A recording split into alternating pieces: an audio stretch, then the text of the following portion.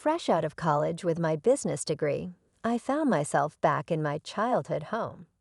I'm Anna, 22 years old, and honestly, I hadn't planned on moving back in with my parents, but here I was.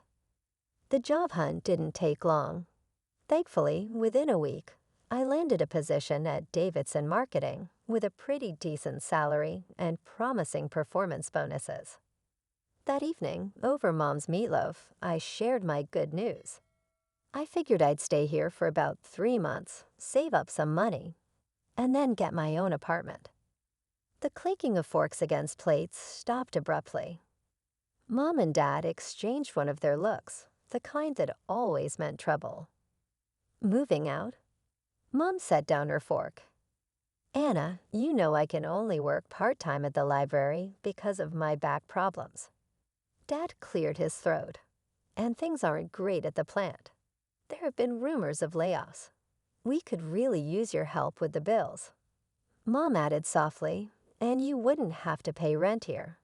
It just makes more sense, doesn't it? I stared at my half-eaten meatloaf, feeling trapped. They had a point, sort of. And they were my parents after all. I guess I could stay longer. Life fell into a routine after that. I went to work, came home, paid the bills, and Mom made sure dinner was always on the table. It seemed okay, manageable even, until last weekend when my sister Sarah showed up with her husband Mike and their kids, Emma and Lucas. The change in my parents was like someone had flipped a switch. Oh, my precious angels. Mom cooed, scooping up 4-year-old Emma, while Dad swung Lucas onto his shoulders. Sarah, darling, you look wonderful. How's everything going?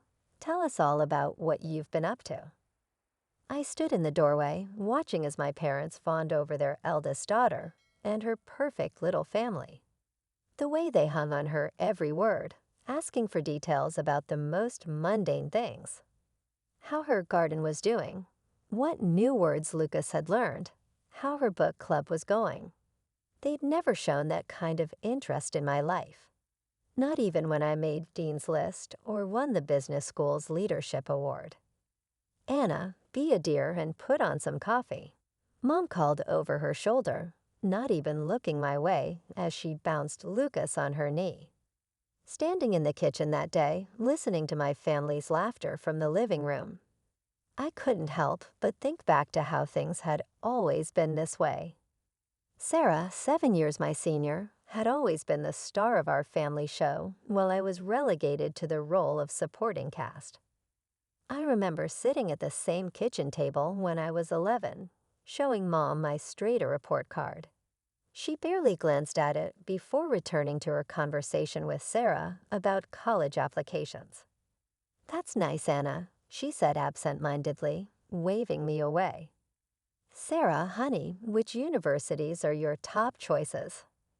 Those years were all about Sarah's high school achievements. Every dinner conversation revolved around her grades, her extracurriculars, her college prep. I'd sit there quietly, eating my peas while Mom and Dad hung on Sarah's every word about her AP classes and college tours.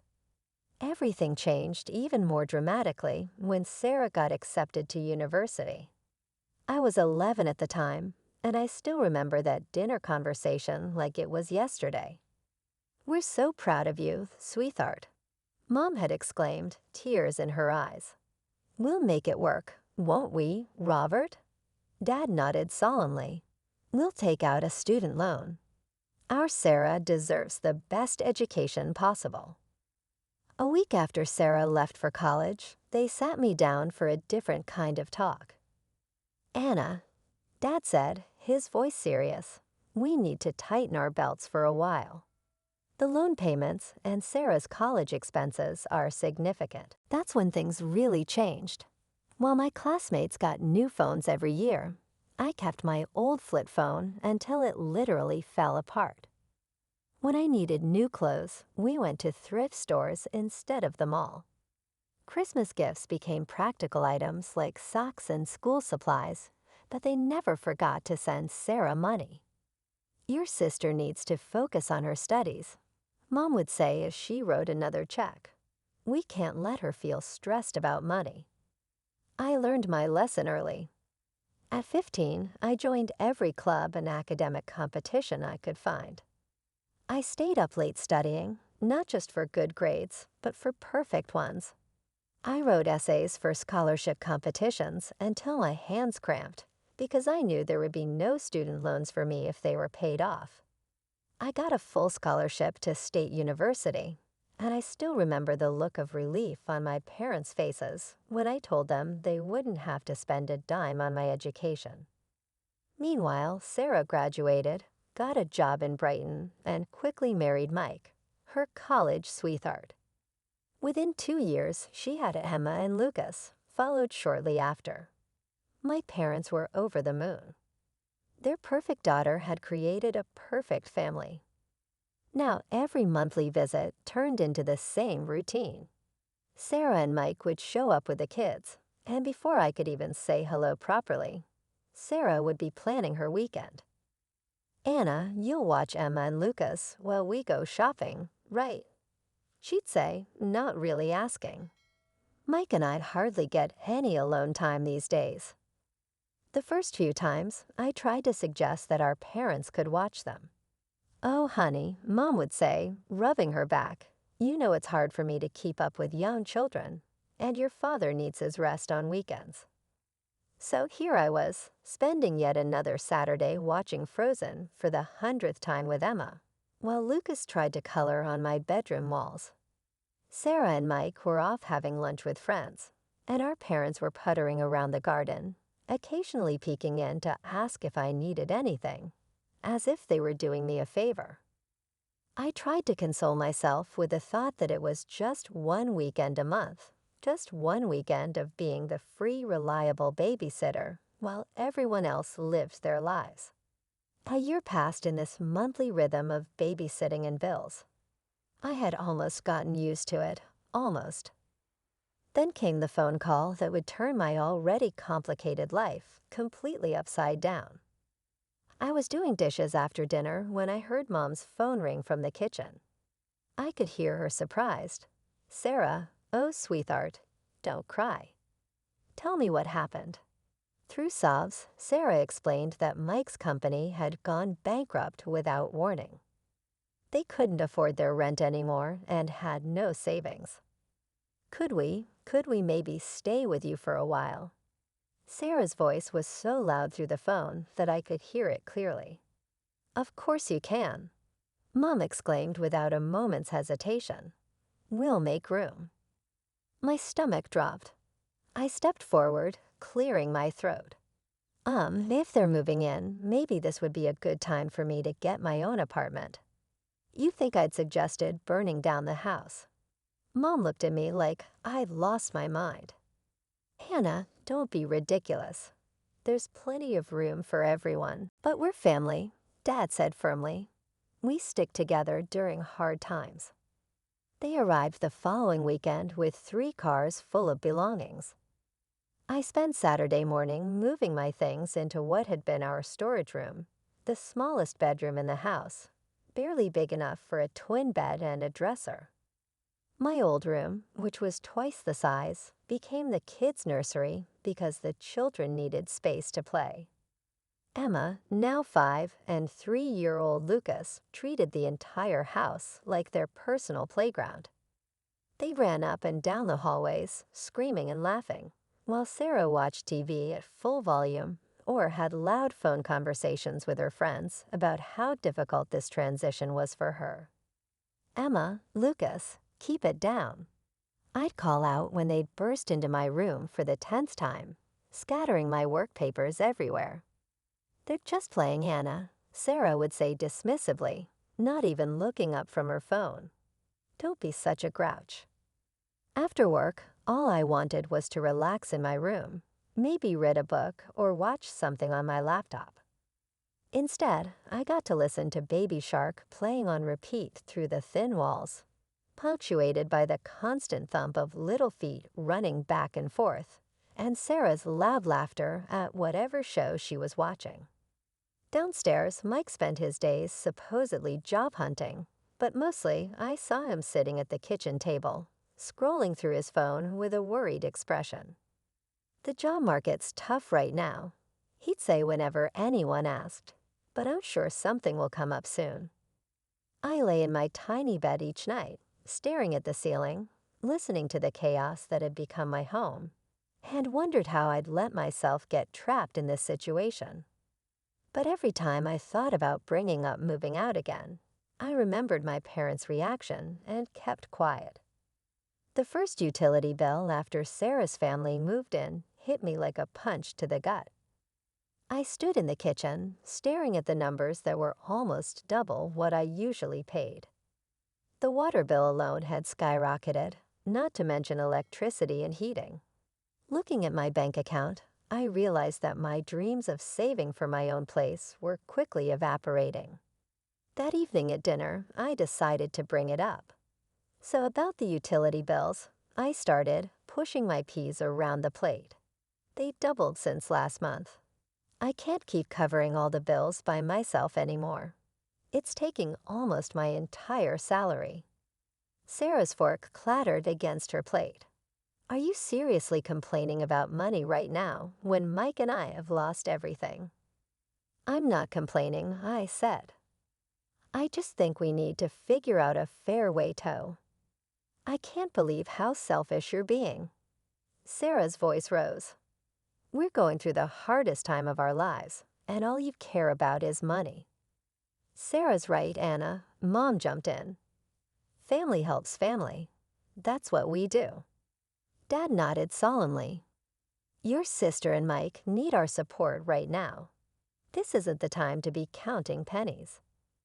I looked down at my plate, swallowing the words I really wanted to say. Fine, never mind. A week later, Mike finally got a job at an insurance company. It paid less than his previous position, but at least it was something. I thought maybe things would start getting better. I was wrong. It's so hard being alone with the kids all day. Sarah started complaining almost immediately. Mike leaves at 8 and doesn't get back until 6. I never get a break. Then it started, small requests at first. Anna, could you watch the kids for an hour while I run to the store? Anna, would you mind keeping an eye on them while I take a shower? Before I knew it, these small favors had snowballed into something much bigger. I'd come home from work to find Sarah already dressed up to go out. Oh good, you're home, she'd say, grabbing her purse. Mike and I are meeting friends for dinner. Emma and Lucas already had their snack, but they'll need dinner in an hour. We'll be back by 10. Weekends became my personal nightmare. Sarah and Mike would casually announce their plans on Friday evening. Shopping trips, lunch with friends, a movie date, leaving me with the kids for hours. Mom and Dad conveniently started visiting relatives more often, usually disappearing right after Sarah and Mike left. So there I'd be, weekend after weekend, trying to keep Emma from drawing on the walls, while Lucas had another tantrum because I cut his sandwich the wrong way. I'd spend my Saturdays cleaning up toys, making mac and cheese, and watching endless repeats of children's movies. By Sunday night, I'd be exhausted, my house would be a mess, and I'd still need to cook dinner for everyone. One evening, after a particularly exhausting weekend of childcare, I finally worked up the courage to say something at dinner. I need to talk to you all, I said, setting down my fork. I'm really tired. This situation with the childcare isn't working for me. Sarah's head snapped up, her eyes narrowing. What do you mean isn't working?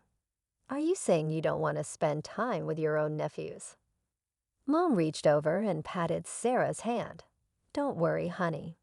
This is actually good practice for Anna.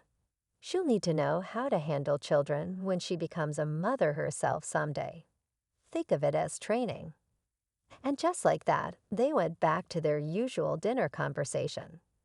Sarah talking about her day, Mom and Dad hanging on her every word, Mike nodding along. I sat there, invisible once again, pushing food around my plate. Nothing changed after that conversation. If anything, it got worse. Sarah and Mike seemed to take my complaint as a challenge, finding even more reasons to go out. They'd be waiting by the door when I got home from work, car keys in hand. "We're meeting friends at that new restaurant downtown," they'd say, already halfway out the door. "Kids have had their snack." Thanks. Anna weekends became something I dreaded. I'd wake up on Saturday mornings with a knot in my stomach, knowing I'd spend the next 2 days watching Paw Patrol and mediating sibling fights while Sarah and Mike lived their best lives. Then came a Wednesday that changed everything. I was at my desk at work, trying to focus on a marketing report despite my exhaustion, when my friend Rachel stopped by my cubicle. "Hey, want to do something fun this weekend?" she asked, perching on the edge of my desk. "A bunch of us are going to the Pine Ridge Ski Resort. Just a quick weekend getaway.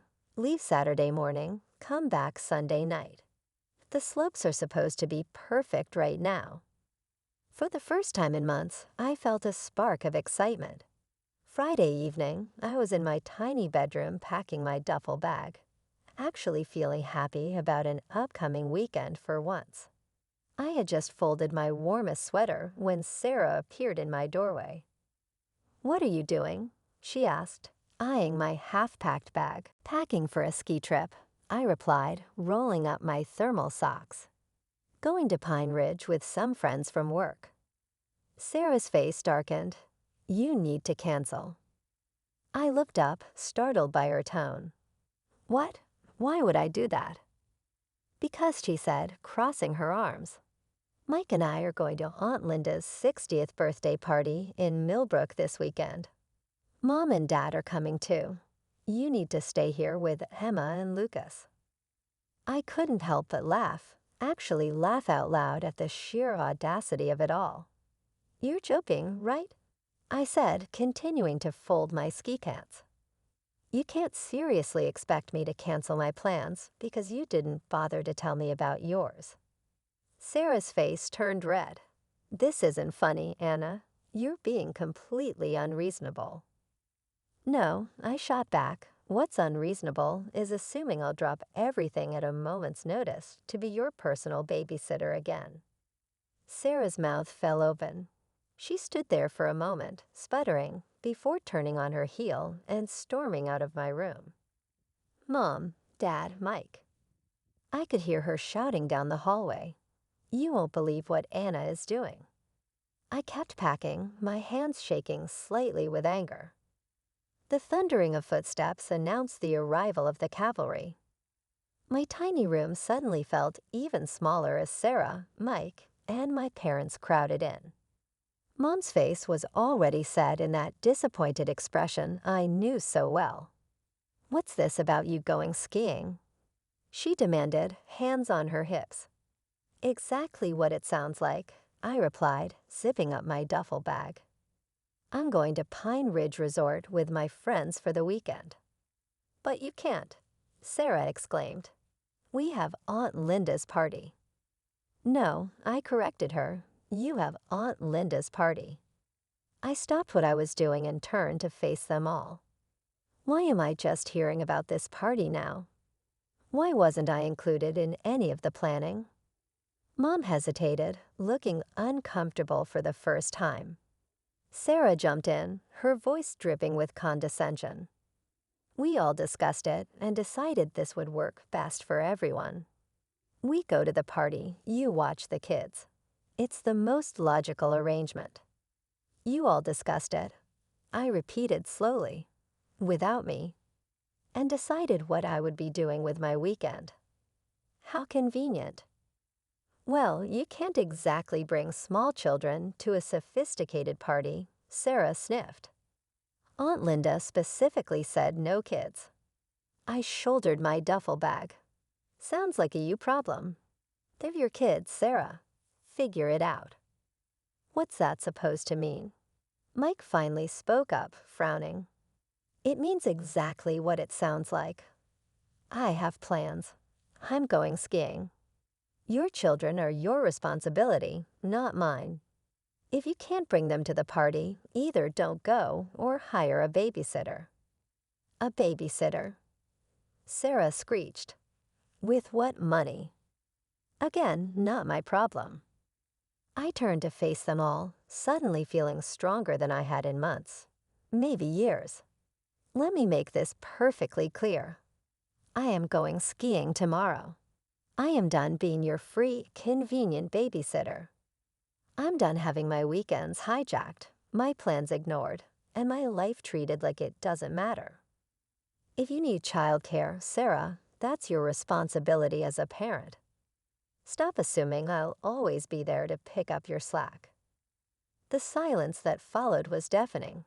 They all stared at me as if I'd suddenly started speaking in tongues. Sarah's mouth opened and closed like a fish out of water. Mom looked like she'd been slapped. Dad seemed to be trying to disappear into the doorframe, and Mike just stood there with that same confused expression he'd been wearing since his company went bankrupt. The moment of shocked silence didn't last long. Sarah's face crumpled, and she burst into theatrical sobs, covering her face with her hands. Mike muttered something that sounded distinctly like ungrateful under his breath. How dare you? Mom's voice rose. After everything we've done for you, you're being completely irresponsible. Selfish, Dad chimed in, shaking his head. Absolutely selfish. I stood there, my duffel bag still over my shoulder, watching my family turn into a Greek chorus of accusations. The words washed over me. Selfish, ungrateful, inconsiderate, immature. Each one meant to cut deep, to put me back in my place. Then Mom delivered what she clearly thought would be the knockout blow. If you walk out that door tomorrow, don't bother coming back to this house. To everyone's surprise, I burst out laughing, not a nervous giggle, but a full, genuine laugh. They all stared at me as if I lost my mind. You know what's funny? I said, wiping tears from my eyes. I've been dreaming about moving out of this house for months. I just didn't have the courage to do it. But here you are, giving me the perfect excuse. So thank you. Mom, get out. Sarah shrieked, her fake sobs forgotten in her rage. Just get out. Gladly. I pulled out my phone and dialed Rachel's number, putting it on speaker just to make a point. Hey Rach, sorry to call so late, but is that offer to crash at your place still good? Not just for after skiing, but maybe for a few days. Of course, Rachel's cheerful voice filled the room. I have a spare room. Want to come over now? That would be perfect. I'll be there in 20 minutes. I spent the next 15 minutes gathering everything I could fit in my car: clothes, important documents, personal items. They watched from various doorways as I made trips up and down the stairs, as if they couldn't quite believe I was really doing it. When I had loaded the last box, I walked into the living room where they had all gathered. Oh, one more thing, I said, my voice steady. Since I won't be living here anymore, I won't be paying any of the bills either. You'll need to figure out how to support yourselves. Mom's face went pale. But the utilities, the groceries. Not my problem anymore, I said, echoing my words from earlier. I turned and walked out the front door, ignoring Mom's suddenly panicked calls behind me. The drive to Rachel's place was a blur of adrenaline and relief. My phone kept lighting up with calls and messages.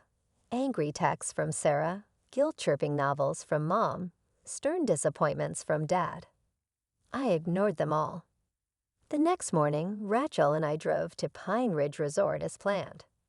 For the first time in what felt like forever, I spent a weekend doing exactly what I wanted to do. We skied, we laughed, we had hot chocolate by the fire, and not once did I have to worry about anyone else's children or problems. When we got back Sunday night, I opened my laptop and started searching for apartments. With my salary no longer going to support my family, I could actually afford a decent place. By Wednesday, I had found a small but bright one-bedroom apartment in a nice area of town, just a 15-minute drive from my office. My first week in my new apartment was like learning to breathe again. Every morning, I woke up to blessed silence. No screaming children, no blaring TV, no guilt-inducing sighs from my mother. I could make coffee and drink it while it was still hot. I could spend my evenings reading or watching whatever I wanted on Netflix. The messages kept coming, though. I didn't answer the calls, but I couldn't help reading the texts. They followed a predictable pattern. Asterisk, mom asterisk. How could you abandon your family like this? We need you. Asterisk, Sarah asterisk. You're so selfish. The kids keep asking where Aunt Anna is. Asterisk, dad asterisk. Your mother is very upset. You need to make this right. The messages cycled between guilt trips, anger, accusations, and pleas. I read them all but responded to none. My silence seemed to drive them even crazier. They weren't used to not having power over me. After a week of this, I was sitting on my new couch when Mom's number flashed on my phone again. This time, I decided to answer. Anna, finally. Mom's voice was sharp. I can't believe you ruined our entire weekend. Aunt Linda's party was completely disrupted because of your selfish behavior. Sarah and Mike couldn't come because you refused to watch the children. Stop. My voice was quiet but firm. Just stop. I'm done with this, Mom. I'm done being treated like a servant in my own home. I'm done being expected to sacrifice everything, my time, my money, my life, for everyone else's convenience. I'm done being the family ATM and free babysitter, while being treated like I don't matter. There was a long pause on the other end. When Mom spoke again, her voice had changed to that wheedling tone I knew so well. Honey, I know things haven't been perfect, but we're family. We need you. The bills this month, we're struggling without your help. No, Mom, I'm done, I said firmly. Maybe someday we can have a relationship again, but it will be on equal terms. No more manipulation. No more guilt trips. No more treating me like a walking wallet or free childcare service. Until then, I need space to live my own life. I hung up and immediately blocked her number. Then I went through my phone and blocked them all. Mom, Dad, Sarah, even Mike. I blocked them on social media too. It felt both terrifying and liberating, like cutting anchor lines I hadn't even realized were holding me down. Maybe someday I'll be ready to have my family back in my life. Maybe with enough time and distance, we can build something new, something healthier with boundaries and respect. Or maybe we won't. Either way, I'm done sacrificing my own happiness and well-being to meet their endless demands.